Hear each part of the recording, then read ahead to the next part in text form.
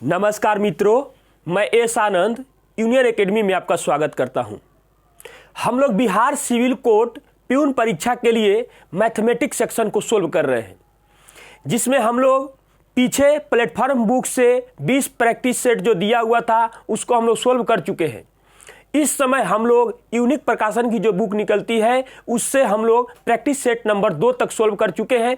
आज हम लोग प्रैक्टिस सेट नंबर 3 को सोल्व करेंगे। इससे पहले हम एक बात बता दें कि हिंदुस्तान पेपर में छपा हुआ था कि 11 फरवरी से 15 फरवरी तक जो कोर्ट की वैकेंसी निकली हुई है उससे संबंधित जो एग्ज़ाम है वह एग्ज़ाम होगी। तो आप बताइए, थोड़ा सा इस पर सोचिए कि 1 फरवरी से 11 फरवरी तक इंटरमीडिएट का एग्ज़ाम है, बिहार सरकार जो लेती है, और फिर 14 फरवरी से मैट्रिक का एग्जाम शुरू हो रहा है। तो आप बताइए थोड़ा सोचकर कि इस बीच में कैसे इस एग्जाम को यह एग्जाम हो सकता है। 2 दिन पहले जो एक ऑफिशियल नोटिस कह के एक फेक नोटिस जो वायरल हो रहा था, मुझे लगता है कि उसी को देखते हुए हिंदुस्तान पेपर ने इस बात को छाप दिया है। इसलिए आप उस बात को लेकर आप उस पर मतलब कि दिग्भ्रमित ना हो, लेकिन ये भी नहीं सोचे कि हमारा एग्ज़ाम नहीं होगा। लेकिन उम्मीद है कि जैसे ही इंटरमीडिएट और बीपीएससी का भी एग्ज़ाम है और इधर मैट्रिक का एग्ज़ाम है, ये सभी एग्ज़ाम जैसे ही समाप्त होगा, सभी सेंटर खाली हो जाएंगे, उसके तुरंत बाद लगभग होली के आसपास में आपका एग्ज़ाम हो जाएगा। आप ये मानकर अपनी तैयारी को एकदम बढ़िया से बढ़िया जितना हो सके आप अपनी तैयारी को कीजिए। तो एक बच्चे ने आज हमको बोल रहा था कि सर थोड़ा सा मैथ में मेहनत करना पड़ता है तब जाके समझ में आता है। तो हमने उसको कहा कि हम आपको मतलब इतना चाहते हैं कि आप इतना मेहनत नहीं करें, लेकिन अगर सफल आपको होना है तो क्या कीजिएगा, तैयारी तो आप ही को करना पड़ेगा, पढ़ना तो आप ही को पड़ेगा, आपके बदले में तो कोई और नहीं पढ़ेगा। तो उनके लिए हम एक बात कहना चाहते हैं कि काश खुशियों की कोई दुकान होती, आपको भी इसकी पहचान होती। काश खुशियों की कोई दुकान होती, आपको भी इसकी पहचान होती। भर देते खुशियों से आपका दामन, चाहे उसकी कीमत मेरी जान ही क्यों न होती। चलिए इसी के साथ हम लोग प्रैक्टिस सेट नंबर 3 का पहला क्वेश्चन होगा, जो 51 नंबर पर जो क्वेश्चन होगा उसकी हम लोग शुरुआत करते हैं। तो 51 नंबर पर जो क्वेश्चन दिया हुआ है, कहता है कि 10 से 20 तक सम संख्याओं का औसत ... है। यानी कि इसका औसत क्या होगा। देखिए सम संख्या कहां तक लेके जाना है, 20 तक। देखिए यह मेथड जो है बहुत आसान है। क्या करेंगे, जब भी इस तरीके का क्वेश्चन होगा पहला मेथड, तो इसका औसत जो पूछा गया है लिखेंगे हम लोग औसत। और जब भी इस तरीके का क्वेश्चन होता है तो फर्स्ट और लास्ट, तो क्या आ जाएगा, फर्स्ट कितना है 10 और लास्ट कितना है 20, और इसको भाग देंगे 2 से, तो इसका औसत निकल जाएगा 15, और यही हमारा आंसर हो जाएगा। अगर इसके वो मीनिंग को समझने की अगर हम लोग बात करें तो इसका मीनिंग क्या हुआ, दूसरा मीनिंग में यह हुआ कि 10, 12, 14, 16, 18 और 20 इस तरीके से लिखना, और लिखने के बाद सभी मान को जोड़कर और यह जितना है उससे भाग देना। सभी को जब आप जोड़िएगा तो यह कितना आएगा 90, और फिर उससे 6 से भाग दीजिएगा तब भी आएगा यह कितना 15 ही आएगा। लेकिन हम ऐसे क्यों करेंगे।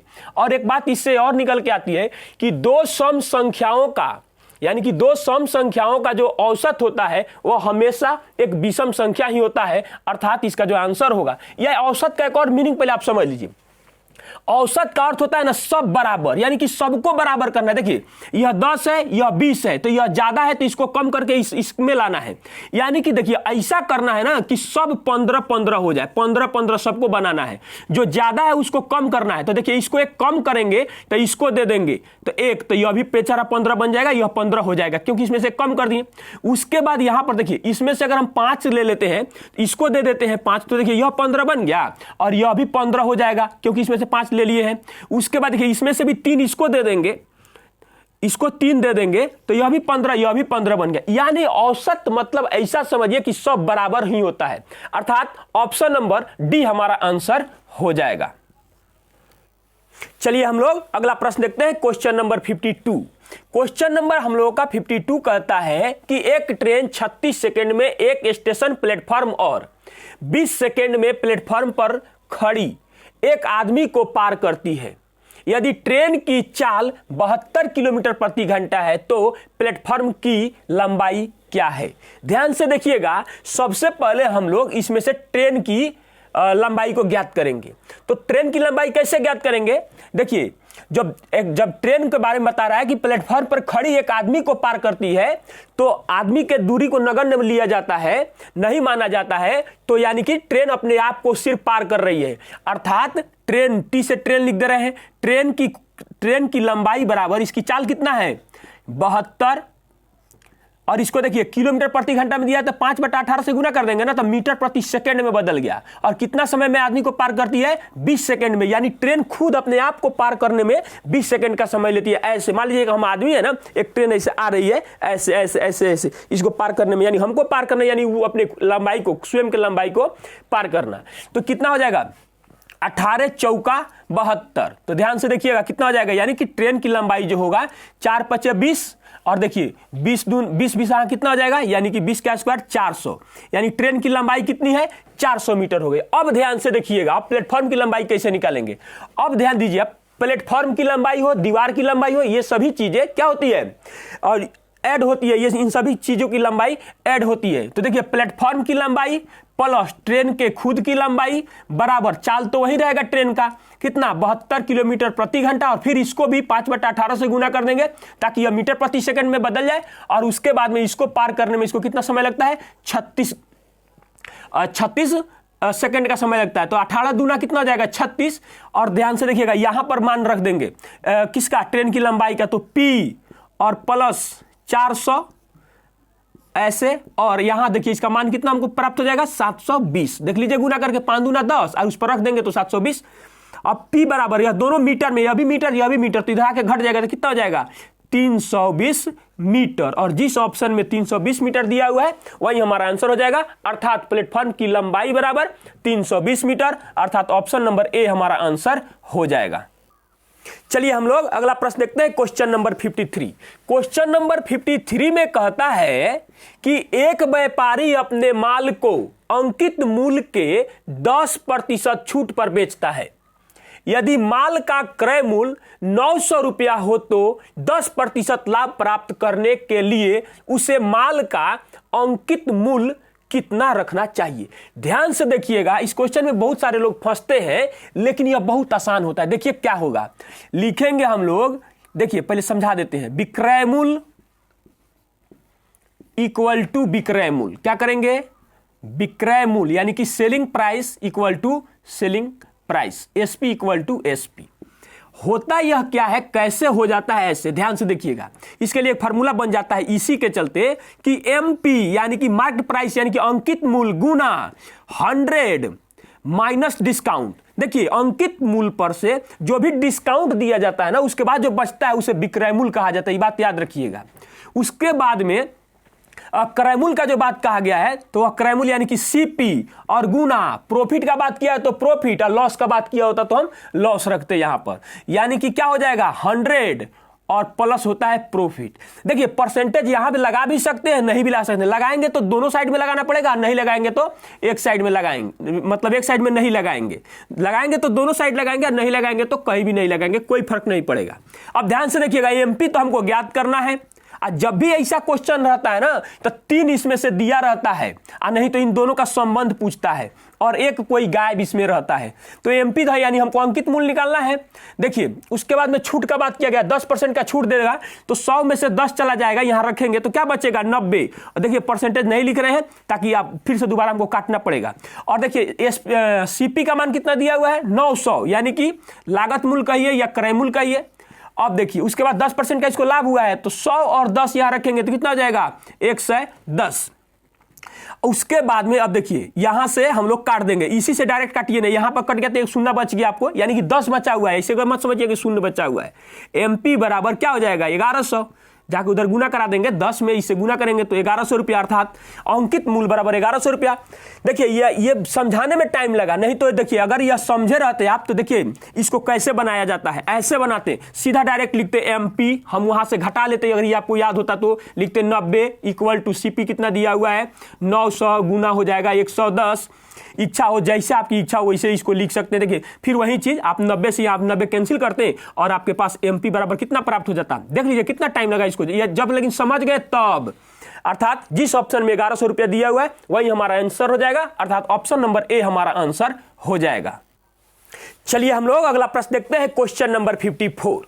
क्वेश्चन नंबर 54 में कहता है कि 72 रुपया में एक वस्तु को बेचने पर 10% की हानि होती है, 5% का लाभ पाने के लिए इसे कितने में बेचना चाहिए, यानी कितना रुपया में बेचना चाहिए। ध्यान से देखिएगा, कितना 72 रुपया में वस्तु को बेचने पर 10% की हानि होती है, तो 10% हानि हो गया तो 100% में से आपके पास बचा कितना, 90%, यानी कि 90% इक्वल टू कितना रुपया, 72 रुपया।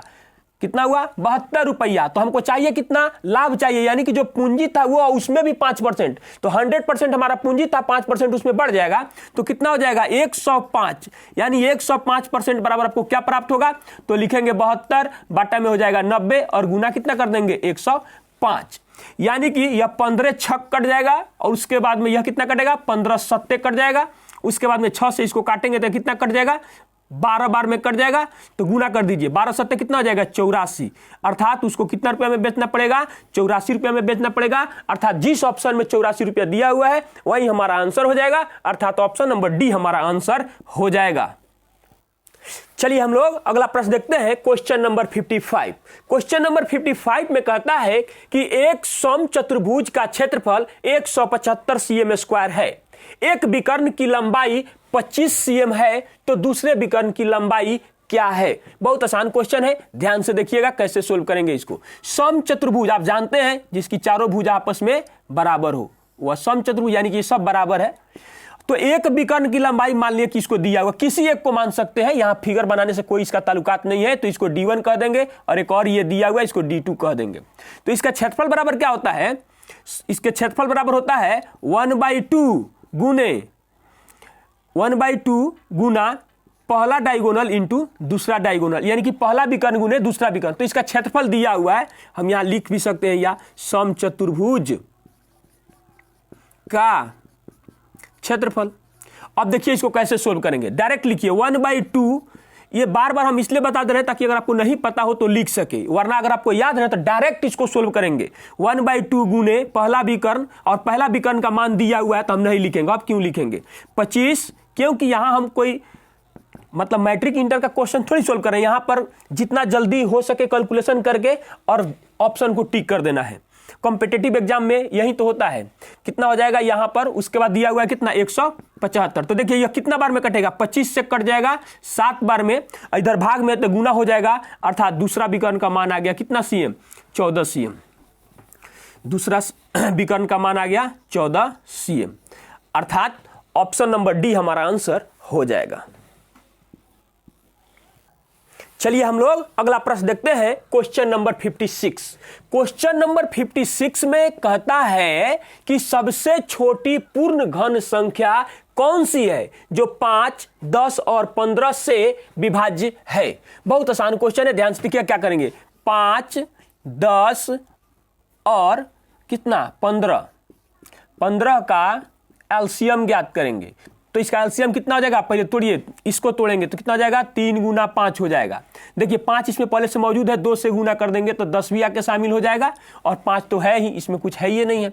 अब ध्यान से देखिएगा करना क्या है, क्या बोला है, पूर्ण घन संख्या। घन का मतलब हुआ कि जो भी इसमें अभी ये संख्या नहीं, ये 3 बार होना चाहिए, तो एक बार पहले से 3 है तो 2 बार 3 से इसमें गुना करेंगे। उसके बाद में यानी कि जब उसका घनमूल निकाला जाए तो एक मतलब पूर्ण घन वाली संख्या हमको प्राप्त हो। 5 एक है तो 2 5 से और हम लोग को गुना करना पड़ेगा। 2 एक बार है तो 2 बार और गुना करना पड़ेगा। अब देखिए ध्यान से, 3 बार 2 है और 3 बार क्या है 5 है, तो 3 शून्य बन जाएगा, यानी 1000 बन जाएगा। और उसके बाद में सिर्फ इसको गुना कर दीजिए तो कितना हो जाएगा 27, और उस पर 3 जीरो रख दीजिए तो कितना हो जाएगा, यह कैलकुलेशन फास्ट होगा इस तरीके से, कितना हो जाएगा 27000, और जिस ऑप्शन में 27000 दिया हुआ है वही हमारा आंसर हो जाएगा, अर्थात ऑप्शन नंबर बी हमारा आंसर हो जाएगा। चलिए हम लोग अगला प्रश्न देखते हैं, क्वेश्चन नंबर 57। क्वेश्चन नंबर 57 में कहता है, यदि एक लड़का अपने घर से 8 किलोमीटर प्रति घंटा की चाल से स्कूल जाता है तो उसे 30 मिनट की देरी होती है, और यदि वह 12 किलोमीटर प्रति घंटा की चाल से जाता है तो समय पर पहुंच जाता है। उसके घर से उसके स्कूल की दूरी ... है, यानी कि व्हाट, क्या होगा यहां पर, और ऑप्शन हमारे सामने दिया हुआ है। ध्यान से देखिएगा इस क्वेश्चन को कैसे सोल्व करेंगे। इसमें लिखेंगे हम लोग सही समय, क्या लिखेंगे, सही समय इक्वल टू सही समय, समय को इक्वल करेंगे। कैसे, ध्यान से देखिएगा। दूरी हमको उसके घर से वहां की पता नहीं है, यह उसका घर हो गया, यह उसका स्कूल हो गया, यह उसका स्कूल हो गया, यह उसका मान लिए कि घर हो गया। तो इसकी दूरी हमको पता नहीं है, मान लिए कि x किलोमीटर उसकी घर से दूरी है। तो ध्यान से देखिएगा, समय बराबर क्या होता है, दूरी बटा चाल। तो क्या लिखेंगे, x, और बट्टा किस चाल से चलता है, 8 किलोमीटर प्रति घंटा की चाल से चलता है, तो भाग दिए। देखिए किलोमीटर प्रति घंटा में यह भी है और किलोमीटर प्रति घंटा में यह भी है, तो जब भाग देंगे तो यहां पर हमको घंटा में समय प्राप्त होगा। और ध्यान से देखिएगा, जब इस चाल से चलता है वह व्यक्ति तो क्या होता है, 30 मिनट देर से पहुंचता है कहीं पे, यानी कि 30 मिनट ज्यादा समय लगाया है। यानी अगर इसमें से हम 30 मिनट को माइनस कर देंगे, क्या करेंगे, 30 मिनट को माइनस कर देंगे जो देरी से पहुंचा है, तो वह सही समय आ जाएगा। एक चीज और समझिएगा, इसमें यह 30 मिनट में दिया हुआ है, तो मिनट को घंटा में बदलने के लिए क्या करना पड़ेगा, 60 से हमको भाग देना पड़ेगा, तब ना घंटा में से घंटा घटाएंगे, और इक्वल टू। अब ध्यान से देखिएगा, अब वही दूरी तो वही है, लेकिन कहता है कि जब वह 12 किलोमीटर प्रति घंटा की चाल से चलता है तो उसको न ज्यादा समय लगता है ना कम समय लगता है, वो अपने सही समय पर पहुंच जाता है। बस अब इसका कैलकुलेशन कर दीजिए। एक्स जो है हमारा दूरी है, जो भी मान आएगा वही हमारा आंसर हो जाएगा। जब इसको इस साइड भेजिएगा तो यह क्या बन जाएगा, x/8 minus x/12 equal to कितना हो जाएगा, देखिए ये कट जाएगा तो क्या हो जाएगा, 1/2 बन जाएगा। एक चीज अब और समझिएगा, इसका जब कैलकुलेशन कीजिएगा तो सीधे 12 को यहां भेजेंगे और 8 को यहां भेजेंगे, तो 12 में से 8 घट गया तो क्या बचेगा, 4x और बट्टा। देखिए इसका एलसीएम लेने नहीं जाएंगे अब अलग से, ऐसे कर देंगे और बट्टा में 2 लिख देंगे। जो भी कटने वाला हुआ ऑटोमेटिक कट के आपका आंसर आ जाएगा। इससे कटेगा तो यह 2 बार में कट गया, फिर 2 से देखिए यह कट गया, तो x का मान कितना आ गया, देखिए 12 आया, अर्थात 12 किलोमीटर की दूरी है। जो भी ऑप्शन में, जिस ऑप्शन में 12 किलोमीटर दिया हुआ है वही हमारा आंसर हो जाएगा। देखिए इन सब चीजों को समझना हम लोगों के लिए बहुत जरूरी है, तभी आप बिना फार्मूला के क्वेश्चन को समझे भी आप सोल्व कर सकते हैं। तो हम लोग का आंसर जो होगा ऑप्शन नंबर डी हमारा आंसर हो जाएगा। चलिए हम लोग अगला प्रश्न देखते हैं, क्वेश्चन नंबर 58। क्वेश्चन नंबर 58 में कहता है कि 40 छात्रों द्वारा प्राप्त किए गए अंकों का औसत 160 था। बाद में पता चला कि एक छात्र के 165 अंक को गलती से 125 लिखा गया था। सही औसत ... है। तो ध्यान से देखिएगा, सब करेंगे क्या, सही औसत बराबर, देखिए हम आपको 2 तरीका बताएंगे, जो आपको समझ में आए आप वैसे सोल्व कीजिएगा।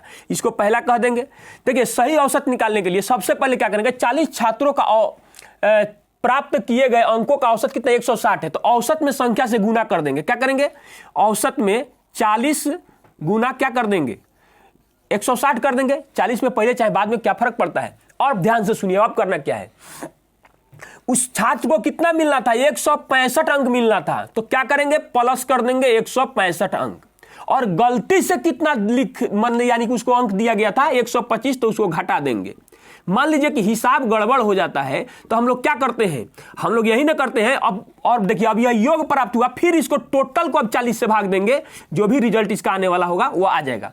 हिसाब जब हम लोग का गड़बड़ हो जाता है लेन देन में, तो क्या करते हैं, हम कहते हैं कि नहीं बाद में जो हम पहले दिए थे वो हमारा दे दीजिए और फिर आप अपना ले लीजिए, उसके बाद हिसाब करेंगे। तो यह वही चीज हो गया, 125 गलती से लिखा गया था, उसको माइनस कर दीजिए, उसको मिलना वास्तव में कितना था, 165। अब हिसाब को अपना क्लियर कर लीजिए। जब आप इसको घटाइएगा तो आपका कैलकुलेशन ऐसे बनेगा, देखिए 40 गुना 160 और प्लस यहाँ कितना का अंतर है, 40 का, और भाग फिर कितना से देना है, 40 से। दोनों में से जब आप कॉमन ले लीजिएगा 40 ऐसे, तो कितना हो जाएगा, 160 प्लस 1 और बट्टा में कितना बन जाएगा, 40। आप यहां पर भी काट सकते थे, लेकिन हम आपको समझाना चाह रहे हैं इसलिए ऐसे काटे, अर्थात रिजल्ट कितना आ गया, सही औसत 161, और यही हमारा आंसर हो जाएगा। दूसरा तरीका की जो हम बात करें, अगर आपको अपनी समझ को थोड़ा सा और ऊपर बढ़ाना चाहते हैं तो सही औसत बराबर देखिए क्या लिखेंगे, डायरेक्ट लिखेंगे जो औसत प्राप्त है उसको ज्यों का त्यों लिख देंगे, यहाँ प्लस का चिन्ह देंगे, उसके बाद कोष्ट का चिन्ह देंगे। कोष्ट का चिन्ह इसलिए देंगे कि यहाँ प्लस में रिजल्ट आएगा तो जोड़ देंगे, माइनस भी होगा ना तो प्लस माइनस मिला के इसमें से घटा देंगे।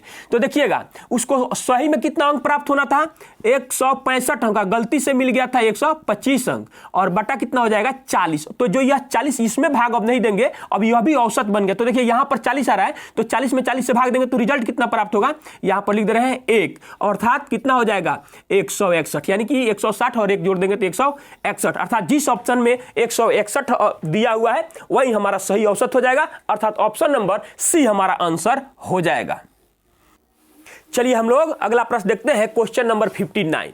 क्वेश्चन नंबर 59 में कहता है कि किसी संख्या का 40% 147.2 है, उसी संख्या का 25% ...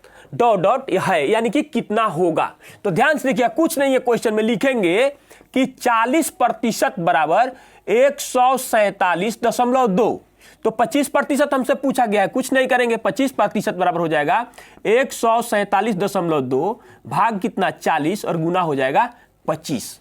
अब ध्यान से देखिएगा, इसको यहां से हटाइएगा तो एक और जीरो नीचे आ जाएगा।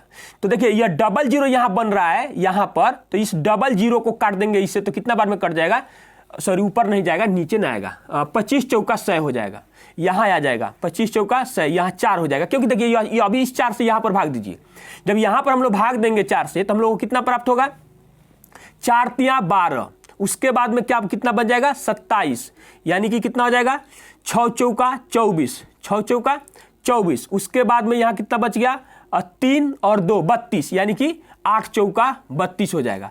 फिर उसको भाग देंगे इससे तो रिजल्ट हमारा प्राप्त हो जाएगा, इससे काटिए, अब फिर इससे तो कट गया, कितना हो जाएगा 9 चौका 36 और 4 दूना 8, अर्थात कितना हो जाएगा 92। आप जितना फास्ट इसका कैलकुलेशन कर ले, अर्थात ऑप्शन नंबर सी हमारा आंसर हो जाएगा।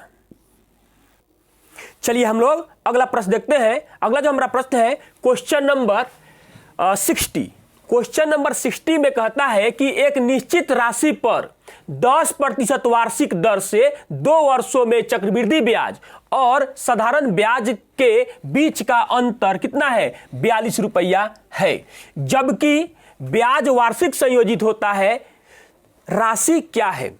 ध्यान से समझिएगा, इस क्वेश्चन को आप बिना कलम चलाए भी बना सकते हैं। अगर मुझे बनाना होता तो देखिए हम क्या करते हैं, यानी कि 10, 10, 20 और 21 हो जाएगा, यानी दोनों का अंतर 1%, 1% हम लिखेंगे, 1% बराबर 42, तो 100% बराबर कितना, ऑप्शन नंबर सी हमारा आंसर हो जाता। लेकिन अब आप देखिए इसको बनाएंगे कैसे, हम लोग कैसे सोल्व कर, हमने कैसे देख लिया कि अब बिना कलम चलाए इसका आंसर 42, ऑप्शन नंबर सी हो गया। देखिए क्या करेंगे, फिर से बात को समझिए, रेट हमको दिया हुआ है कितना परसेंट, 10%, और जो टाइम हम लोगों को दिया हुआ है वह कितना दिया हुआ है, 2 ईयर, यानी कि 2 साल दिया हुआ है। हम बार बार कहते हैं एसआई मतलब लिखते हैं ना सिंपल इंटरेस्ट, 1 साल 10% फिर अगले साल 10%। सिंपल इंटरेस्ट में इंटरेस्ट का इंटरेस्ट नहीं लगता है, और जिसमें इंटरेस्ट यानी ब्याज का ब्याज लगता है ना, वही चक्रवृद्धि ब्याज कहलाता है। तो यह क्या हो जाएगा, देखिए कई तरीके हैं इस चीज को समझने का। तो 2 साल और गुना 10%, यानी कि जो ब्याज होगा वह कितना परसेंट हो जाएगा, पूंजी का 20% हो जाएगा। अगर सीआई का आप बात कीजिएगा तो यह पहला साल और यह दूसरा साल, तो हम और भी तरीका आपको बताएंगे। तो यह 10% तो 1 साल रहेगा, और फिर अगले साल तो 10% ब्याज लगेगा ही, और इसका जो है ना, इसका 10% और आपको निकालना होगा। तो यह कितना आ जाएगा, यह हो जाएगा 1%, यानी इसमें परसेंट और रहेगा, यहां पर परसेंट हो रहता तो हो जाएगा, यानी इसमें 1% और जोड़ेंगे तो अगले साल आपको कितना मिल जाएगा, 11% ब्याज मिलेगा, और दोनों साल का जोड़ दीजिएगा तो फाइनली आपको 21% ब्याज मिलेगा। तो प्रतिशत में दोनों में कितना का अंतर है, यही चीज हम बिना कलम चलाए किए थे। कैसे, यह समझकर। तो 20 में से आप 21 में से 20 घटेंगे तो कितना परसेंट बचेगा, 1%। तो 1% बराबर हमको कितना है, इन्हीं दोनों बीच का अंतर। क्या बोला है, देखिए यहां ठीक से समझिए, चक्रवृद्धि ब्याज और साधारण ब्याज का अंतर। तो हमने भी तो वही किया ना, प्रतिशत में, लेकिन हमने किया कि चक्रवृद्धि ब्याज और साधारण ब्याज का अंतर निकाल दिया, जो कितना प्रतिशत है, प्रतिशत में 1% बराबर जो 42 रुपया के बराबर है, उसी चीज को हमने 100% कर दिया। जब भी 100% करेंगे ना एसआईसीआई में, तो यह पूंजी होगा हमारा, यानी कि यह मूल राशि होगा, इसको मूलधन कहिए, यह मूलधन हो जाएगा हमारा। 100% बराबर कितना हो जाएगा 4200 रुपया, और यही हमारा आंसर हो जाएगा। यहां की जो बात कर रहे थे तो इसको भी बनाने का एक और तरीका है, इसका 21% लाने का। कौन सा है देखिए, जो a प्लस बी होता है ना, a plus B into A into B by 100, आप इसका सहारा लेकर जितना वर्ष का भी कह रहा होगा उसका निकाल लीजिएगा। यानी कि रेट दिया हुआ है 10% और टाइम दिया हुआ है 2 वर्ष, समय दिया हुआ है हमको 2 वर्ष। तो क्या करेंगे, इस 10 को 2 बार लिखेंगे, 10% और फिर लिखेंगे 10%, और एक बार इसी को ए कह देंगे, एक बी कह देंगे, और लिख देंगे ऐसे 10 प्लस 10 प्लस 10 गुने 10 और बटा हो जाएगा 100। तो कितना हो जाएगा 21%। देखिए इससे यह कैंसिल हो जाएगा, एक में एक से गुना करेंगे तो एक ही ना रह जाएगा, अर्थात कितना आ जाएगा 21%। ऐसे भी करेंगे तो यह जो हमने समझाया यह मूल बेसिक बात था, यह भी वही चीजें हैं। और यही 3 साल का रहता, 3 ईयर का रहता 10% होता, तो 2 बार लिखेंगे 10%, 10% और फिर तीसरा लिखेंगे 10%। तो इन दोनों का मान तो निकाल लिए, कितना आ गया 21%। और फिर इसको एक बार अब ऐसे पकड़ के बनाएंगे, एक बार इसको ए कहेंगे, इसको बी कहेंगे, ऐसे बनाएंगे। अगर 3 साल का होता तो भी ऐसे ही बनाते, अर्थात हम लोग का आंसर क्या होगा, ऑप्शन नंबर सी हमारा आंसर हो जाएगा। चलिए हम लोग अगला प्रश्न देखते हैं, क्वेश्चन नंबर 61। क्वेश्चन नंबर 61 में कहता है कि ए, बी, सी और डी के बीच क्रमशः 3:4, 4:9, 9:10 के अनुपात में एक धनराशि बांटी जाती है। यदि डी का हिस्सा ए के हिस्से से 3612 रुपया अधिक है तो ए और डी के पास कुल मिलाकर कितनी राशि है। ध्यान से देखिएगा, इस क्वेश्चन को हम लोग कैसे सोल्व करेंगे। ए, बी, सी और डी के बारे में चर्चा किया है, इसका अनुपात दिया हुआ है, इनकी धनराशि का 3:4, उसके बाद में कितना दिया हुआ है 9 और उसके बाद में है 10। ध्यान से देखिए क्या बोलता है, डी का हिस्सा और ए के हिस्से से कितना अधिक है, यानी इन दोनों में अंतर है। तो इन दोनों में कितना का अंतर है, ध्यान से देखिए, अनुपात 7 का।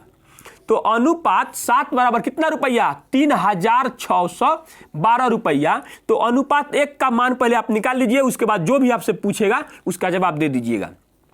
अनुपात 1 यानी से भाग देंगे तो कितना बार में कटेगा 7 × 5 = 35। उसके बाद बन गया यह कितना 10 बोले 11। तो 7 एकम 7 बच गया, यहां पर कितना 4 और 7 × 6 = 42, अर्थात अनुपात 1 बराबर 516 रुपया। अब ध्यान से देखिए क्या बोलता है, ए और डी यानी इन दोनों के अनुपात को जोड़िए तो 10 और 3 कितना हो जाएगा 13, अर्थात अनुपात 13 बराबर व्हाट।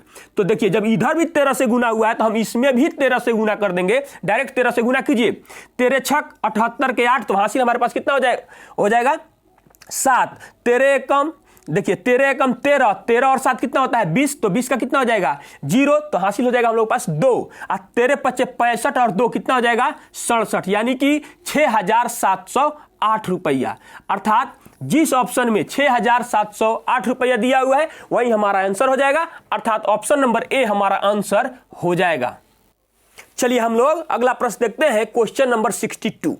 क्वेश्चन नंबर 62 में कहता है कि एक स्कूल के वार्षिक समारोह में लड़कों और लड़कियों का अनुपात 1:2 था, लेकिन जब 10 लड़के और 10 लड़कियां चली गई तो अनुपात 5:2 हो गया।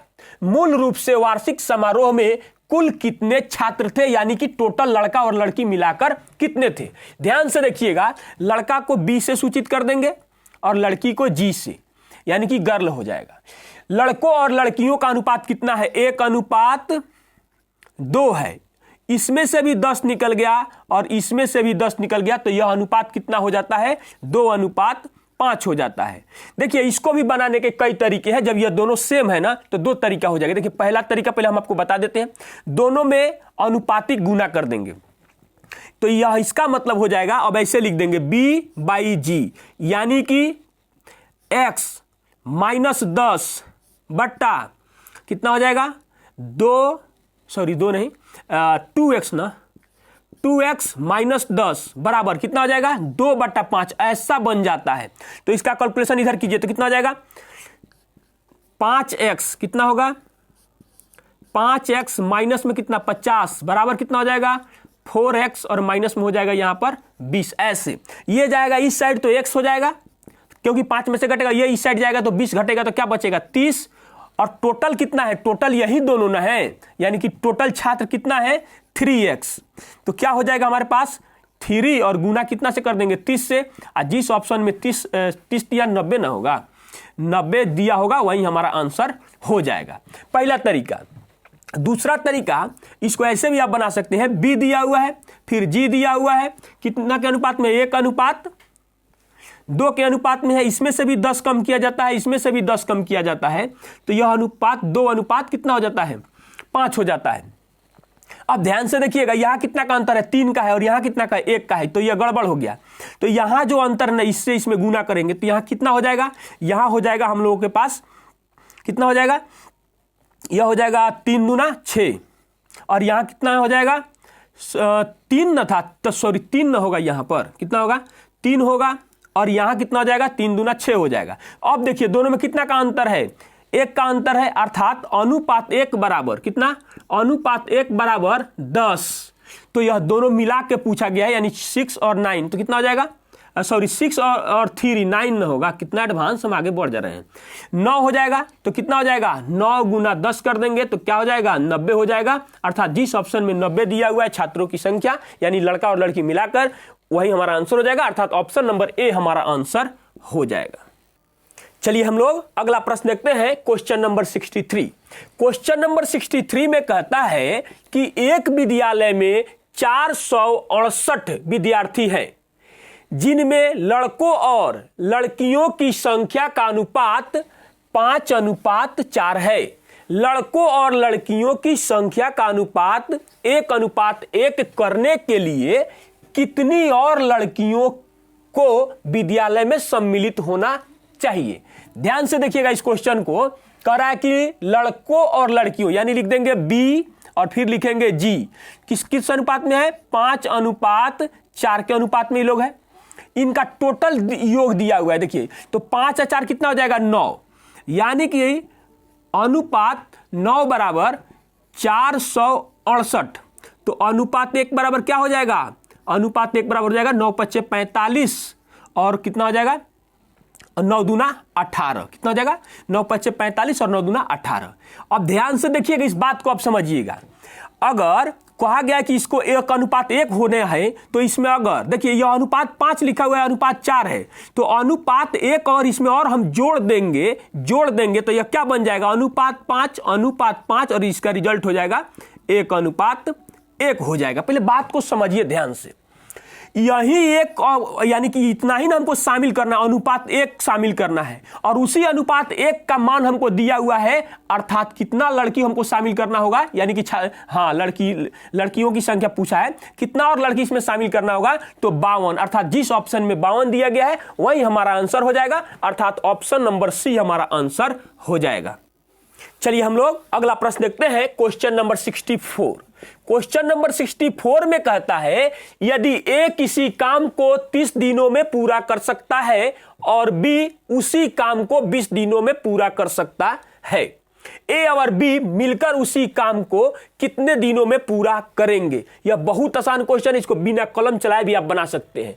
देखिए इन दोनों का लसन लीजिएगा तो 60 आ जाएगा, 3 और 2 5, 12 25 60, जिस ऑप्शन में 12 दिन दिया है वही हमारा आंसर हो गया। बहुत आसानी से, जब चीजों को आप भी समझ जाइएगा ना, बहुत आसानी से सोल्व कीजिएगा। देखिए हम लिखते हैं ए बी, ए कितने दिनों में करता है 30 दिनों में, बार बार कहते हैं कि ऊपर हमेशा टाइम लिखेंगे, नीचे इफिशियंसी यानी कि क्षमता लिखेंगे। यह 20 दिनों में करता है, क्वेश्चन में पूछा गया यह मिल के, क्या इसके अलावा इसमें कुछ और लिखा गया है? कुछ नहीं लिखा गया है। ध्यान से देखिएगा, इसकी इफिशियंसी निकालिएगा तो यहां हो जाएगा 2 और यहां हो जाएगा 3। देखिए 20 तिहाई 60, 30 दूना 60, 20 तिहाई 60, तो ये दोनों की इफिशियंसी जोड़ेंगे क्योंकि क्वेश्चन में बोला मिल के, तो दोनों मिला के 5 हो गया।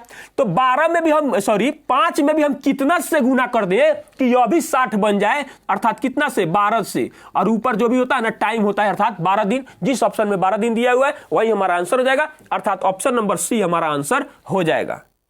चलिए हम लोग अगला प्रश्न देखते हैं, क्वेश्चन नंबर 65।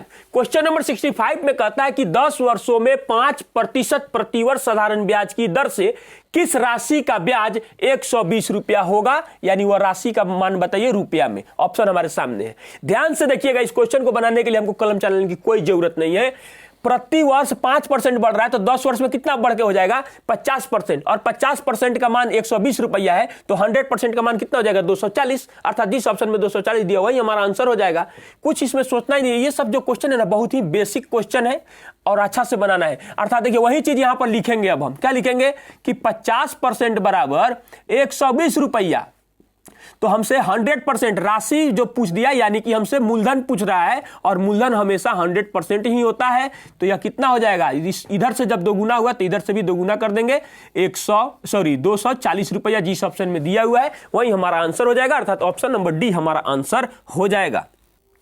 चलिए हम लोग अगला प्रश्न देखते हैं, क्वेश्चन नंबर 66। क्वेश्चन नंबर 66 में कहता है कि एक दिन में 7 घंटे काम करने वाले 60 लड़के 18 दिनों में एक काम को कर सकते हैं। एक दिन में 9 घंटे काम करने वाले 28 लड़के उसी काम को कितने दिनों में करेंगे। ध्यान से देखिएगा, बहुत आसान क्वेश्चन है। कैसे लिखते हैं, लिखेंगे एक दिन में 7 घंटा, तो लिखेंगे 7 यानी समय, और आदमी जो होगा ऊपर, यानी कि जो मैन जो काम लोग कर रहा है, और बाकी सब भी जब भी कहेगा, मजदूरी कहेगा, वस्तु कहेगा, रुपया कहेगा, कुछ भी देगा तो टोटल सब कुछ नीचे लिखेंगे। तो यहां नीचे लिखने वाला कोई चीज नहीं है बट्टा में, यानी कि 7 घंटे काम करके 60 लड़का 18 दिनों में काम को समाप्त कर देता है, यानी पूरा कर लेता है। तो एक दिन में 9 घंटा काम करके 28 लड़के उसे कितने दिनों में पूरा कर लेंगे, व्हाट, यानी कि दोनों तरफ से इक्वल हो जाना चाहिए।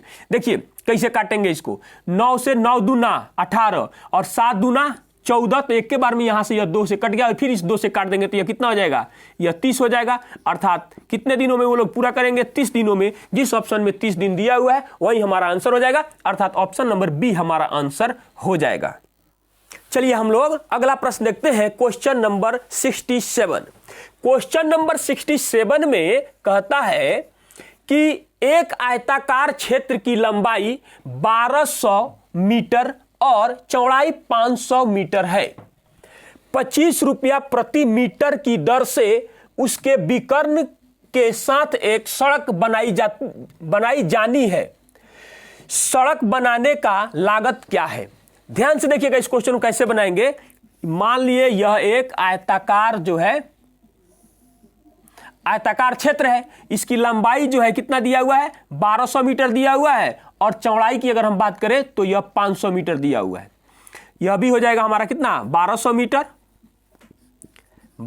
मीटर, और यह भी हमारा हो जाएगा 500 मीटर। ध्यान से देखिएगा, मान लिए कि यह इसका क्या हो गया, विकर्ण हो गया।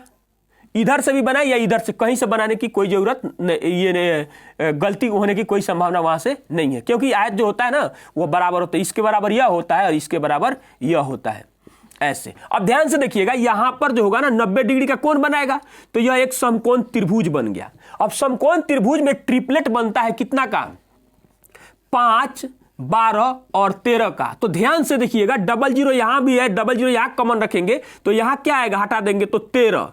अब जब यहां 00 यहां 00 है ना, तो यहां पर भी रख देंगे 00। तो यह इसका मतलब जो इसका विकर्ण की लंबाई निकल के आ गया हम लोग के सामने, वह 1300 मीटर हो गया। तो हो गया विकर्ण। सड़क बनाने का खर्च या लागत लिखना है तो लिख दीजिए, सड़क बनाने का लागत इक्वल टू क्या हो जाएगा, मतलब यानी कि 1 मीटर का मूल्य कितना है, 25 रुपया है। 25 गुना 1300 मीटर हमको लेके जाना है, तो गुना कर देंगे तो क्या आ जाएगा, 00 का 00, और उसके बाद में 25 से इस गुना करेंगे तो 25 तिया 75 का कितना हो जाएगा, 5 हासिल हो जाएगा हमारे पास 7। 25 से कम 25 और 7 कितना हो जाएगा, 32। अर्थात जिस ऑप्शन में 32,500 दिया हुआ है वही हमारा आंसर हो जाएगा। क्वेश्चन बहुत ही आसान है, बहुत भारी नहीं है, अर्थात ऑप्शन नंबर सी हमारा आंसर हो जाएगा। चलिए हम लोग अगला प्रश्न देखते हैं, क्वेश्चन नंबर 68। इससे भी आसान कुछ हो ही नहीं सकता है। यह सरलीकृत करे कह रहा है, क्वेश्चन सिंप्लीफिकेशन का है, कुछ नहीं सोचना है। देखिए 12 चौका कितना हो जाएगा 48, और उसके बाद में यहाँ किया कितना दिया हुआ है 699। अब ध्यान से सोचिएगा, यह 699 इसमें से एक ले लेंगे तो कितना बन जाएगा 700, यहाँ बच गया 47, यानी इसका आंसर कितना हो जाएगा 747। अर्थात जिस ऑप्शन में 747 दिया हुआ है वही हमारा आंसर हो जाएगा, अर्थात ऑप्शन नंबर ए हमारा आंसर हो जाएगा। चलिए हम लोग अगला प्रश्न देखते हैं, क्वेश्चन नंबर 69। क्वेश्चन नंबर 69 भी बहुत ही आसान क्वेश्चन है, इसको भी कहता है कि सरलीकृत करें। ध्यान से देखिएगा, क्वेश्चन में कुछ है ही नहीं, यहां पर 999 का 999 लिख देंगे, आप प्लस, अगर आपको भी नहीं समझ में भी आता होगा तो क्या करेंगे 111 गुना, इसका अर्थ क्या हो जाएगा 1/2, और आप इससे क्या कीजिएगा इसमें भाग दे दीजिए और जोड़ दीजिए। 999 प्लस, जब आप इससे भाग दीजिएगा तो कितना कटेगा 5, उसके बाद क्या बचेगा फिर से आएगा 5, और उसके बाद में आ जाएगा 0.5, अर्थात कितना आ गया 55.5। जब आप इसमें जोड़िएगा फिर एक लीजिएगा तो कितना बनेगा 1000, यहां बन गया 54, अर्थात 1054.5 हो जाएगा। और जिस ऑप्शन में 1054.5 दिया हुआ है वही हमारा आंसर हो जाएगा, अर्थात ऑप्शन नंबर सी हमारा आंसर हो जाएगा। चलिए हम लोग अगला प्रश्न देखते हैं, क्वेश्चन नंबर 70। क्वेश्चन नंबर 70 में कहता है कि किसी वस्तु को एक निश्चित मूल्य पर बेचने से एक व्यक्ति को 20% का लाभ होता है। यदि वह इसे क्रय मूल्य के दोगुने दाम पर बेचता है तो पुराने विक्रय मूल्य का प्रतिशत लाभ क्या होगा। ध्यान से देखिएगा क्वेश्चन क्या कह रहा है। मान लीजिए किसी वस्तु को 20% लाभ पर कोई व्यक्ति बेच रहा है, तो एसपी यानी कि विक्रय मूल्य उसका 120%, यानी उसको तो 100% लाभ भी हुआ होगा, 100 क्रय मूल्य मान के चल रहे हैं, तो क्या हो जाएगा 120% बराबर 120 रुपया, यानी कि हमारा जो सीपी होगा वह कितना है 100%। सीपी हमेशा यानी कि क्रय मूल्य हमेशा 100% ही होता है, तो यह कितने रुपया का वस्तु कह सकते हैं 100 रुपया का वस्तु है। अब गौर कीजिएगा, अब नया कह रहा है, अब यानी कि अब कह रहा है कि नया एसपी जो हो रहा है वह क्या हो रहा है, वह उसके बारे में, नया एसपी के बारे में कह रहा है कि जो क्रय मूल्य है ना उसका दुगुना कर दिया जाए। देखिए क्रय मूल्य के दोगुने दाम पर बेचता है, यानी इसका दुगुना में बेचेगा तो कितना बेच देगा 200 रुपए में बेचेगा। अब फिर से क्या कहता है, तो पुराने विक्रय मूल्य पर, यह पुराना विक्रय मूल्य है, यह क्या है पुराना विक्रय मूल्य है, तो इससे इसकी तुलना करना है कितना प्रतिशत का इस पर लाभ हो रहा है। यानी बताइए इससे इस पर कंपेयर करेंगे तो कितना ज्यादा है 80 रुपया ज्यादा है, किससे तुलना करना है 120 से, गुना कर देंगे कितना 100%। तो आप देखिए ध्यान से कितना बार में यह कटेगा 40 से 2 बार में कटेगा, 40 से यह 3 बार में कटेगा, अर्थात कितना आ जाएगा 200/3%। इसको आप पूर्णांक तोड़ेंगे तो 36 का 18, फिर 36 का 18, 2/3, यानी कि 66.2/3% लाभ होगा, अर्थात जिस ऑप्शन में 66.2/3 दिया हुआ है वही हमारा आंसर हो जाएगा, अर्थात ऑप्शन नंबर सी हमारा आंसर हो जाएगा। चलिए हम लोग अगला प्रश्न देखते हैं, क्वेश्चन नंबर 71। क्वेश्चन नंबर 71 में कहता है कि 120, 140 और 160 का लघुत्तम समापवर्त है। ध्यान से देखिएगा इस क्वेश्चन को कैसे हम लोग बनाएंगे, लिखेंगे, देखिए जो 120 लिखा हुआ है लिखेंगे 12 गुने 10, फिर क्या लिख देंगे 14 गुने 10। लघुत्तम तो बहुत सारे तरीकों से बनेगा, ऐसा थोड़े है कि सिर्फ यही बनेगा, लेकिन देखिए कितना आसान करेंगे, लिख देते हैं का एलसीएम बराबर, देखिए 10 सबों में कॉमन है तो क्या करेंगे 10 को उठा के रख दीजिए, यहां पर सोचना ही नहीं है उसके बारे में। 10 हो गया, उसके बाद ध्यान से देखिएगा बड़े वाले संख्या को तोड़िए, 2 गुने 2 गुने 2 गुने 2 हो गया, कितना हो गया 16 हो गया। 14 बनाने के लिए क्या करना होगा, सिर्फ एक 7 से गुना कर देंगे तो इसमें शामिल हो जाएगा। यहां 12 है तो 4 तो पहले से ही हमारे पास मौजूद है, सिर्फ कितना से गुना करना पड़ेगा, सिर्फ 3 से गुना कर देंगे तो हमारे पास जो मान आने वाला होगा वो आ जाएगा, यही एलसीएम हो गया, इसका सिर्फ मल्टीप्लाई कर दीजिए। तो देखिए गुना करेंगे यहां पर कितना, इसका यहां 16 और यहां कितना हो गया 21, 16 और 21 का हम लोग गुना कर देंगे। तो ऐसे भी कर सकते हैं इसको, 16 एकम 16, इसमें तो कुछ सोचना ही नहीं है, इसमें 16 एकम 16 का 6 हो जाएगा और 16 दूना 32, 32 एक कितना हो जाएगा 33, तो 33 लिख देंगे और उसके बाद में इस 10 के बदले में एक 0 रख देंगे यहां पर, अर्थात जिस ऑप्शन में 3360 दिया हुआ है वही हमारा आंसर हो जाएगा, अर्थात ऑप्शन नंबर बी हमारा आंसर हो जाएगा। चलिए हम लोग अगला प्रश्न देखते हैं, क्वेश्चन नंबर 72। क्वेश्चन नंबर 72 में कहता है कि 12 महिलाएं 8 घंटे प्रतिदिन काम करके किसी कार्य को 20 दिनों में पूरा करती है तो उसी काम को 15 दिनों में पूरा करने के लिए 16 महिलाओं को कितने घंटे प्रतिदिन काम करना पड़ेगा। बहुत ही आसान क्वेश्चन है, ध्यान से देखिए। 12 महिलाएं प्रतिदिन 8 घंटा काम करके किसी कार्य को 20 दिनों में समाप्त कर देती है, तो उसी काम को 15 दिनों में पूरा करने के लिए 16 महिलाएं पता नहीं कितना डेली काम करेगी, उसका मान आप कैलकुलेशन कीजिएगा तो आ जाएगा। देखिए 8 से कटेगा तो 8 दूना कितना हो जाएगा 16, और 15 दूना यहां क्या बन गया 30। ध्यान से देखिए कैसे काटेंगे, 30 यहां हो गया तो यहां से 1 काटिए तो क्या बन गया, यहां पर बच गया 2, 10 कट गया, और इसमें से 3 काटेंगे तो यहां 4 बच गया, अर्थात x का मान कितना आ जाएगा 8 घंटा। कितने घंटे प्रतिदिन, तो 8 घंटे प्रतिदिन वो लोग क्या होगा काम करेंगे, अर्थात जिस ऑप्शन में 8 घंटे दिया हुआ है वही हमारा आंसर हो जाएगा, अर्थात ऑप्शन नंबर बी हमारा आंसर हो जाएगा। चलिए हम लोग अगला प्रश्न देखते हैं, क्वेश्चन नंबर 73।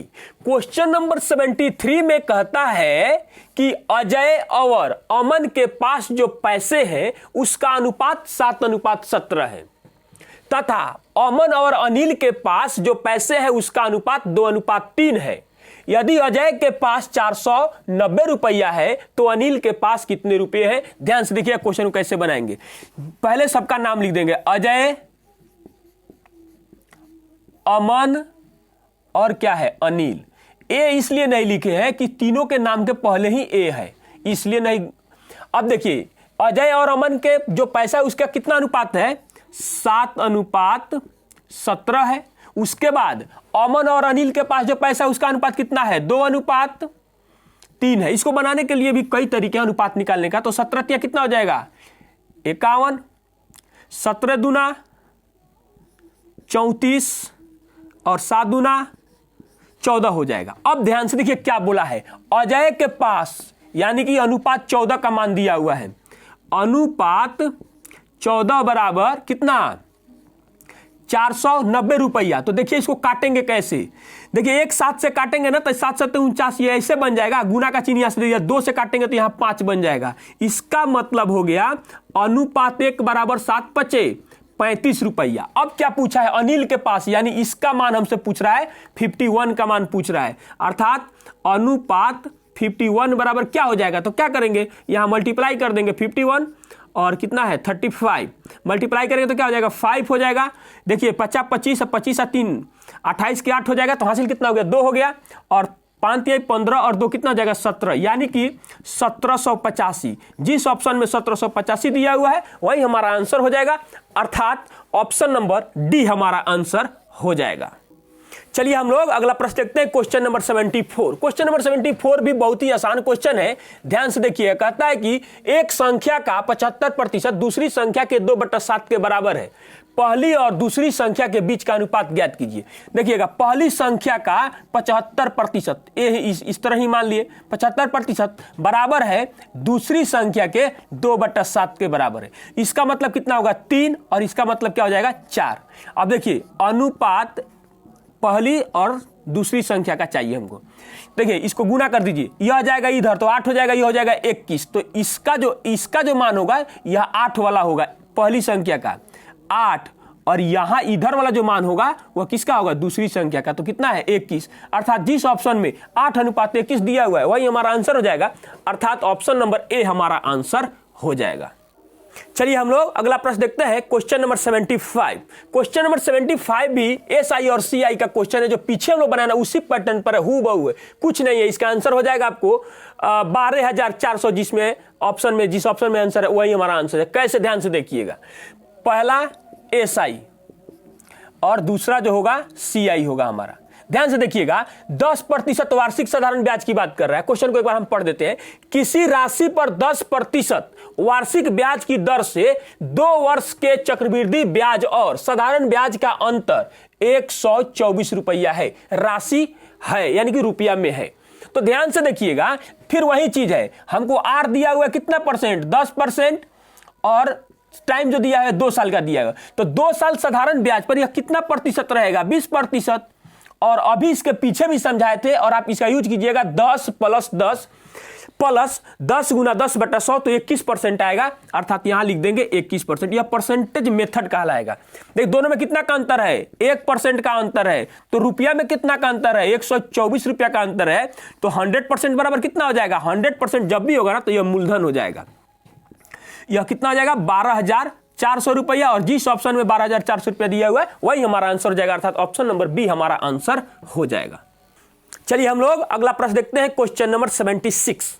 क्वेश्चन नंबर 76 में कहता है कि 9 संख्याओं का औसत 30 है, पहली 5 संख्याओं का औसत 25 है और अंतिम 3 संख्याओं का औसत 35 है, छठी संख्या ज्ञात करें। ध्यान से देखिएगा क्या करेंगे, पहले इन 9 संख्याओं का योग निकाल लेंगे।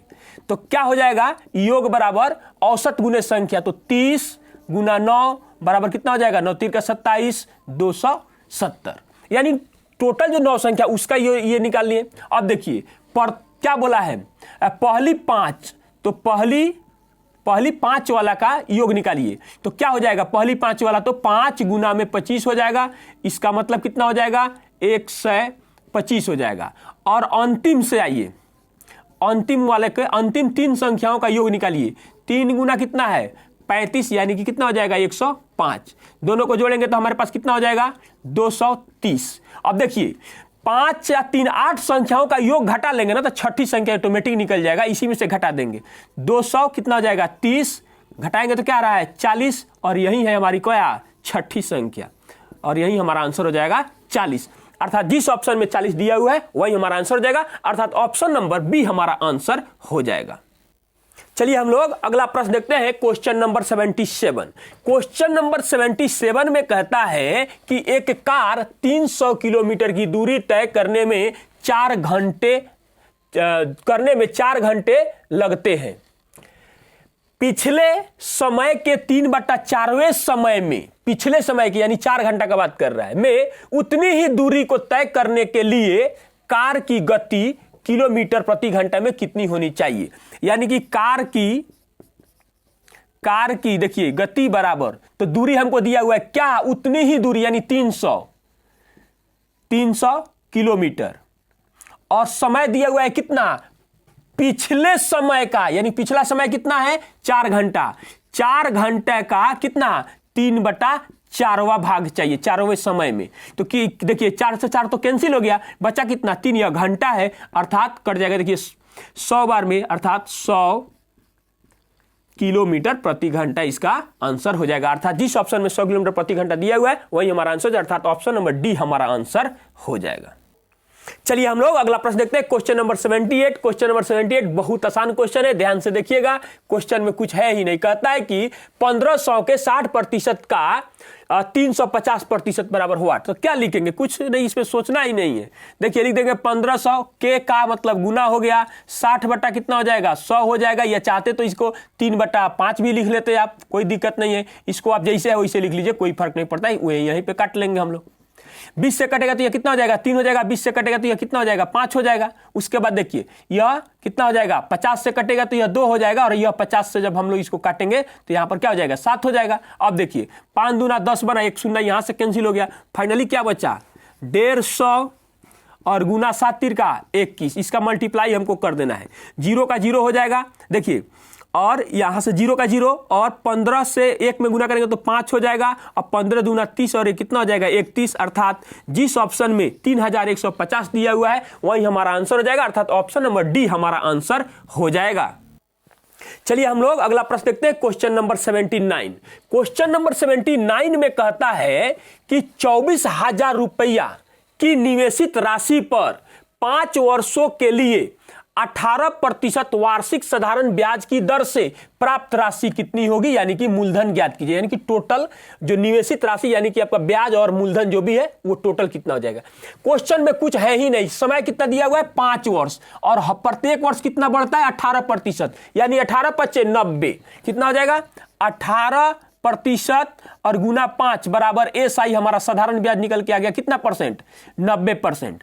अब प्रतिशत वाले ब्याज को रुपया में बदलने के लिए मूलधन के 1% से क्या किया जाता है, गुना कर दिया जाता है। तो इसको कितना से गुना करेंगे, 90 गुने 240। अब जब इसका मल्टीप्लाई आप कीजिएगा तो क्या होगा, 00, 9 चौका 36 के 6, 9 दूना 18, 2 20 1, कितना हो जाएगा, 21 कितना हो गया 21,600। अब पहले से जो हमारा राशि कितना है यानी टोटल राशि बराबर हो जाएगा, यानी यह मिश्रधन पूछ रहा है, मिश्रधन बराबर मूलधन प्लस ब्याज हो जाएगा। तो जोड़ दीजिए इसको, कितना है 24,000 पहले से है और 21,600 हमारा ब्याज आया है। तो दोनों को जोड़ देंगे तो कितना हो जाएगा, जोड़िए तो 45,600 हो जाएगा रुपया। अर्थात जिस ऑप्शन में 45,600 रुपया दिया हुआ है वही हमारा आंसर हो जाएगा, अर्थात ऑप्शन नंबर सी हमारा आंसर हो जाएगा। चलिए हम लोग अगला प्रश्न देखते हैं, क्वेश्चन नंबर 80। क्वेश्चन नंबर 80 में कहता है कि एक व्यापारी अपने विक्रय मूल्य को लागत मूल्य से 10% अधिक अंकित करता है। बेचते समय वह कुछ छूट देता है जिससे उसे 1% की हानि होती है। उसने कितनी छूट दी होगी? ध्यान से समझिएगा इस क्वेश्चन को। मान लेंगे कि सीपी बराबर 100 रुपया, वह 10% अधिक अंकित करता है, यानी कि उसका मार्क्स प्राइस यानी अंकित मूल्य कितना हो जाता है 110 रुपया। अब देखिए इसमें कौन सा फॉर्मूला जो पीछे हम लोग अभी पढ़ के आ रहे हैं, बार बार लिख रहे हैं, MP गुने 100 माइनस डिस्काउंट इक्वल टू यह हो जाएगा सीपी गुना 100 और प्लस माइनस, यदि लॉस होता है ना, देखिए प्रॉफिट होता है तो ऐड करेंगे और लॉस होता है ना तो घटा देंगे। यह फार्मूला बहुत ही कारीगर है, आप ध्यान से समझिए। देखिए अब हो गया, आपका आंसर आपके सामने मौजूद होगा। देखिए कितना होगा, यहां पर 110, इसको लिख देंगे 100 और माइनस कितना हो जाएगा डी, रहने दीजिए। देखिए परसेंटेज दोनों में नहीं लगाए हैं क्योंकि दोनों तो गायब होना ही है उसको कट के। तो सीपी कितना है हमारा 100 रुपया, और ध्यान से देखिएगा कितना हानि उसको उठाना पड़ा है, 1% का हानि उठाना पड़ा है, यानी यहां लिख देंगे क्या 100 और माइनस में 1, यानी क्या बचेगा यहां पर 99 हो जाएगा। अब ध्यान से देखिएगा, 1 0 से तो 1 0 कैंसिल कर दिए और 11 से यह 99 कितना बार में कट जाएगा 9 बार में कट जाएगा। तो क्या बचा यहां पर 90, डी जाएगा इधर और 90 आएगा इधर, तो डी बराबर क्या हो जाएगा 100 में से 90 घट जाएगा तो 10%, यानी उसने कितना परसेंट का छूट दिया है 10% का छूट दिया है, अर्थात ऑप्शन नंबर ए हमारा आंसर हो जाएगा। चलिए हम लोग अगला प्रश्न देखते हैं, क्वेश्चन नंबर 81। क्वेश्चन नंबर 81 में कहता है यदि एक रेलगाड़ी किसी खंबे को 90 किलोमीटर प्रति घंटा की गति से 20 सेकंड में पार करती है तो रेलगाड़ी की लंबाई ज्ञात कीजिए, यानी कि दूरी, यानी कि ट्रेन की लंबाई, वही बात है। तो ट्रेन की लंबाई बराबर क्या हो जाएगा, ट्रेन की लंबाई बराबर चाल गुने समय। तो चाल कितना है 90 किलोमीटर प्रति घंटा, इसको 5/18 से गुना कर देंगे तो मीटर प्रति सेकंड में बदल गया, और 20 से गुना कर दीजिए, कितना कटेगा 18 5 90, 25 दूना कितना हो जाएगा 50, यानी कि 500 मीटर। अर्थात जिस ऑप्शन में 500 मीटर दिया हुआ है वही हमारा आंसर हो जाएगा। क्वेश्चन बहुत आसान था, अर्थात ऑप्शन नंबर डी हमारा आंसर हो जाएगा। चलिए हम लोग अगला प्रश्न देखते हैं, क्वेश्चन नंबर 82। क्वेश्चन नंबर 82 में कहता है कि मीना 10 दिन में एक काम पूरा कर सकती है, जबकि मीना और रीना एक साथ मिलकर 7 दिन में वही काम को पूरा कर सकती है। रीना को अकेले ही काम को पूरा करने में कितना समय लगेगा? बहुत आसान क्वेश्चन है, ध्यान दीजिए। जिससे देखिएगा मीना कितने दिनों में करती है 10 दिनों में, यहां क्या लिखेंगे दिन लिखेंगे, यानी कि टाइम लिखेंगे, बार बार हम यही चीज लिखते हैं। और नीचे जो लिखेंगे ना वह क्षमता लिखेंगे, क्या लिखेंगे क्षमता लिखेंगे, यहां पर इफिशियंसी को लिखेंगे। अब ध्यान से देखिएगा, मीना और रीना, मीना प्लस रीना कितने दिनों में काम को करती है 7 दिनों में करती है। तो क्वेश्चन में पूछा गया है कि रीना उस काम को कितने दिनों में पूरा करेगी। सबसे पहले इसकी इफिशियंसी निकालिएगा, तो यहां आ जाएगा 7 और यहां क्या हो जाएगा 10। देखिए यहां भी 70 यहां भी 70 बन गया। अब देखिए दोनों के इफिशियंसी में से यानी कि 10 में से मीना की घटा देंगे तो रीना का पता चल जाएगा, तो इसकी इफिशियंसी कितना हो जाएगा 3। अब ध्यान से देखिएगा कि हम 3 में कितना से गुना कर दें कि इन दोनों के गुणनफल के बराबर प्राप्त हो जाए, यानी कि 70 प्राप्त हो जाए, तो x बराबर हमको क्या मान प्राप्त हो जाएगा 70/3, और यही मान जो है 70/3 दिन आंसर हमारा हो जाएगा। अर्थात जिस ऑप्शन में 70/3 दिया हुआ है वही हमारा आंसर हो जाएगा, ऑप्शन नंबर सी हमारा आंसर। चलिए हम लोग अगला प्रश्न देखते हैं, क्वेश्चन नंबर 83। क्वेश्चन नंबर 83 में भी कहता है कि सरलीकृत करें, यानी कि सिंप्लीफिकेशन का क्वेश्चन है और वो भी बहुत आसान क्वेश्चन है। कहता है कि देखिए 7 3 6 8 लिख देंगे और भाग की पहले क्रिया करेंगे तो क्या हो जाएगा, इसको लिखेंगे बट्टा में 24 को तोड़ के लिखिए 2 गुना 12 लिख देंगे और गुना में कितना कर देंगे, 17 है तो 17 रहने दीजिए। अब देखिए इसको क्या करेंगे, पहले इसको 12 से आप भाग दीजिए। 12 से जब भाग देंगे तो कितना कटेगा, 12 छक 72, 6 हो जाएगा। उसके बाद ध्यान से देखिएगा यह कितना बन गया, 16, तो कितना हो जाएगा, 12 एक कम 12, 4 बच गया और कितना हो जाएगा यहाँ पर 12 चौका 48, ऐसे कटेगा। फिर अब 2 से काट दीजिए, देखिए कितना आसान हो गया, यही चीज 307 हो जाएगा। अब गुना कर देंगे, क्या करेंगे, 307 में हम लोग 17 से गुना कर देंगे तो 17 7 119 होता है, तो कितना हो जाएगा, 19 का 9 हो जाएगा। अब हासिल 11 बच गया, तो ध्यान से देखिएगा 17 से जब डायरेक्ट 0 में गुना करेंगे तो 0 और 11 का 11 होगा, तो 11 का 1 हो जाएगा, तो फिर हासिल 1 हो गया। और 17 के 51 और कितना हो जाएगा, 52, अर्थात जिस ऑप्शन में 5219 दिया हुआ है वही हमारा आंसर हो जाएगा, अर्थात ऑप्शन नंबर ए हमारा आंसर हो जाएगा। चलिए हम लोग अगला प्रश्न देखते हैं, क्वेश्चन नंबर 84। क्वेश्चन नंबर 84 में कहता है कि एक वस्तु को 20% के लाभ पर बेचा जाता है, यदि इसे 25% के लाभ पर बेचा जाता तो 35 रुपया अधिक प्राप्त होते, वस्तु का क्रय मूल्य क्या होगा। ध्यान से देखिएगा, 20% के अलावा 25% लाभ पर बेचते हैं तो हमको लाभ में कितना प्रतिशत का मतलब बढ़ोतरी होता है, 5% का। वही 5% अधिक रुपया में यानी कि 35 रुपया अधिक के बराबर है, तो क्रय मूल्य हमेशा 100% होता है, तो 100% बराबर कितना हो जाएगा, देखिए इधर से 20 से गुना किया तो इधर भी 20 से गुना कर देंगे, यानी कितना हो जाएगा, 700 रुपया हो जाएगा। और यही हमारा क्या हो जाएगा, सीपी यानी कि कॉस्ट प्राइस, क्रय मूल्य हो गया। जिस ऑप्शन में 700 रुपया दिया हुआ है वही हमारा आंसर हो जाएगा, अर्थात ऑप्शन नंबर सी हमारा आंसर हो जाएगा। चलिए हम लोग अगला प्रश्न देखते हैं, क्वेश्चन नंबर 85। क्वेश्चन नंबर 85 जो है यह लास्ट क्वेश्चन होगा। ध्यान से देखिएगा, कहता है कि यदि a बराबर b/4 और b बराबर c/3 है तो a अनुपात b अनुपात c का मान ... है, यानी कि उसका मान क्या होगा, ऑप्शन हमारे सामने दिया हुआ है। इस क्वेश्चन को बनाएंगे तो ध्यान से देखिएगा क्या करेंगे, यहां पर बट्टा में आप एक ले सकते हैं, यहां पर भी बट्टा में ये लिख सकते हैं। आज जब भी बराबर का चिन्ह होगा ना तो ठीक उसके सामने जो है ना वही उसका अनुपात में मान होता है, अर्थात a अनुपात b बराबर जो हमारा मान निकलेगा ना वह क्या हो जाएगा, a 1:4 हो जाएगा, और b अनुपात c का जो मान होगा ना वह कितना हो जाएगा, 1:3 हो जाएगा। अब ध्यान से देखिएगा, दोनों में b का मान बराबर कर देंगे तो abc का मान हमको प्राप्त हो जाएगा।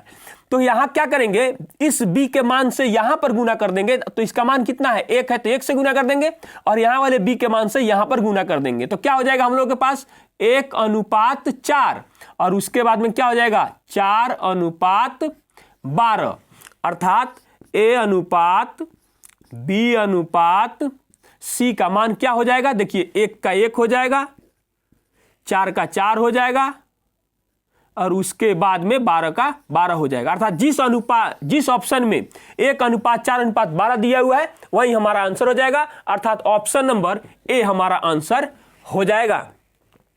आज के लिए बस इतना ही, मिलते हैं एक और 72 क्लास में, तब तक के लिए धन्यवाद।